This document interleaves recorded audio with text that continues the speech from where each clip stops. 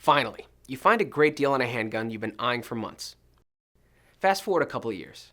You walk out to your car in the morning and find that your window has been smashed. Things inside your car are strewn about and your handgun is missing.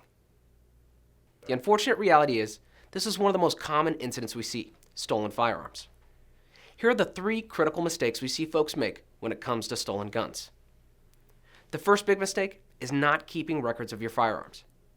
If your firearm is stolen, you're going to need to know the make, model, and serial number to report it stolen to the police.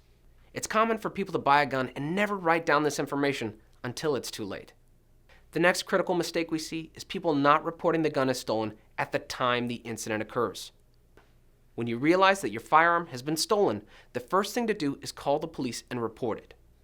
Once it's reported, the police will enter the firearm as stolen into a database used by law enforcement. It should stop there, but sometimes the firearm's not properly entered, or when it's recovered by police, you're not notified. Many police departments will periodically follow up with you to make sure it's still missing. If not, it's smart to follow up with law enforcement every year or so to check on the status of your gun. To review, the best way to ensure you either recover a stolen firearm or are not associated with any crimes committed with your lost or stolen gun, it's important to keep the proper documentation. Report the firearm as stolen to the police at the time it's stolen and follow up with law enforcement on the status of the gun periodically. The steps that I've just described are the same if your firearm happens to get lost instead of stolen, except when you notify law enforcement, let them know that the gun is lost and not stolen.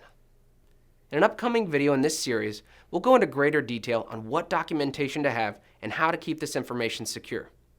Note, these are important tips and steps that you can take to deal with lost or stolen firearms, but some jurisdictions have some additional legal requirements above and beyond those described in this presentation.